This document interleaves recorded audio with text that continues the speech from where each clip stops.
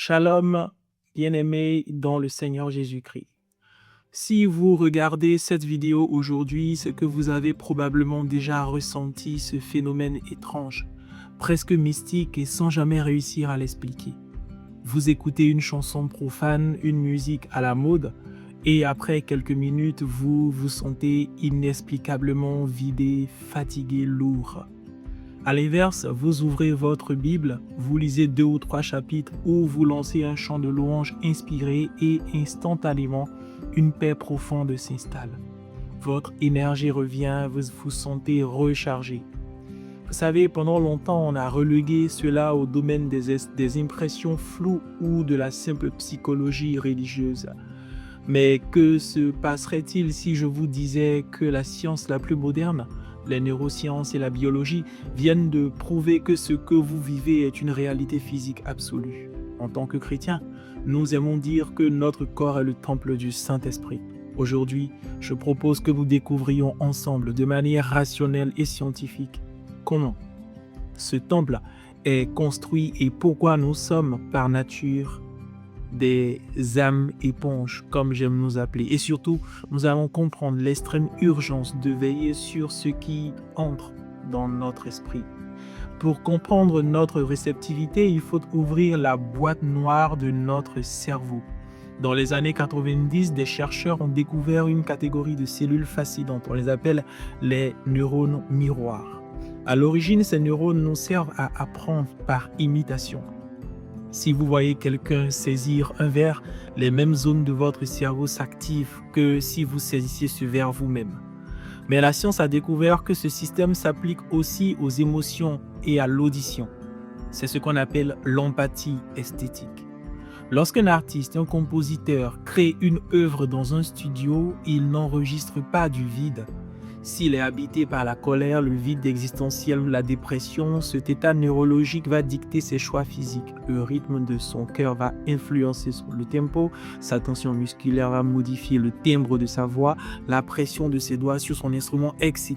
En fait, il grave littéralement sa signature neurologique dans la matière sonore. Une musique, un livre, c'est une capsule temporelle neurologique, comme j'aime les appeler. Des mois ou des années plus tard, quand vous écoutez cette chanson ou lisez ce texte, vos neurones miroirs captent ces indices subtils. Votre cerveau fait alors une micro-imitation interne et invisible de l'état de l'artiste. Il envoie un signal à votre système limbique, le siège de vos émotions qui libère des hormones. Si l'artiste était vidé, votre cerveau simule ce vide. Vous absorbez le carreau de l'autre sans même vous en rendre compte.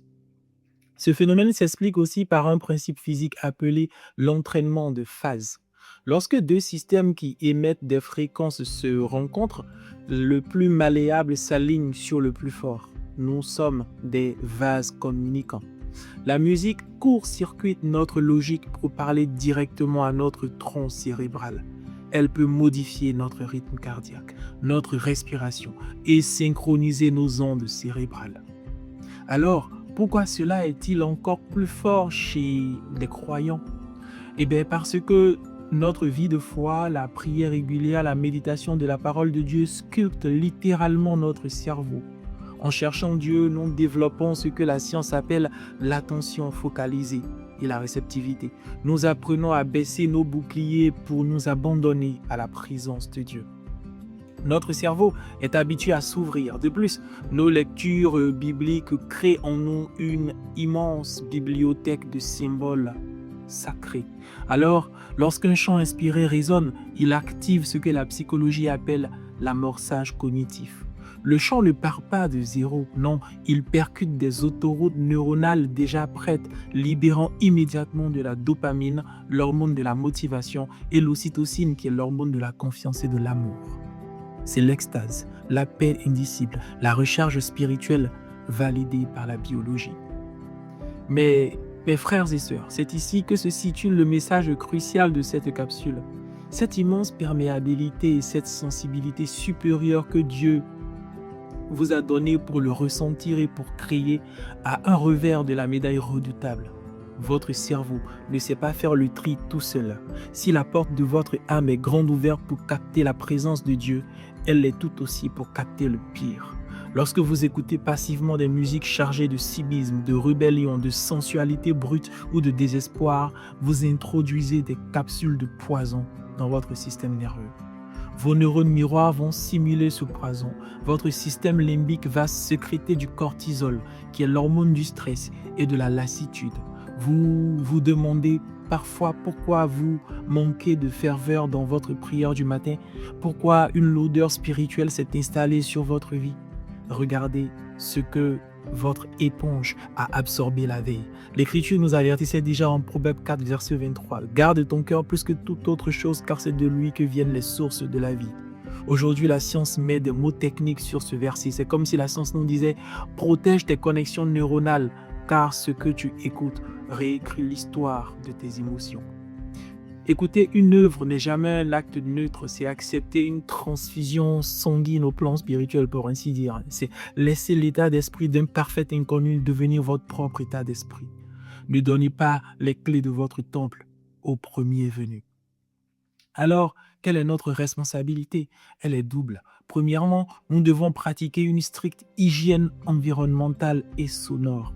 Sélectionnez ce que vous écoutez, filtrez ce que vous lisez, sanctifier sa vie, c'est aussi sanctifier sa playlist et sa bibliothèque.